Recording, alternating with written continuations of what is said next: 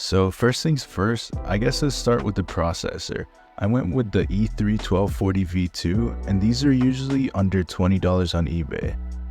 As for the motherboard, I pretty much went for the cheapest LGA 1150 one I could find that wasn't some green proprietary one that comes like in an office PC. It already came with a processor, but we're going to go ahead and switch that out for the Xeon. I'm popping in 16 gigs of DDR3 RAM, some HyperX Fury. This is pretty much the best budget option out there for DDR3 RAM. There are links in the description for everything, by the way.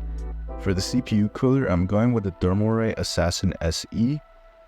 And for the case, we're going with the Air 100 ARGB by Montech. This is such a beautiful case. Super sleek, and it comes with 4 pre-installed ARGB fans. All we got to do now is install the motherboard and throw in our Asus GTX 1060. Super nice white graphics card, but it's kind of expensive for what it is. I'll leave some alternatives in the description.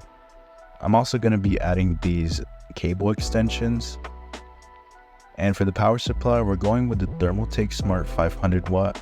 This was a pretty short video, but the build is super nice. Let me know what you guys think in the comments down below. Thank you so much for watching.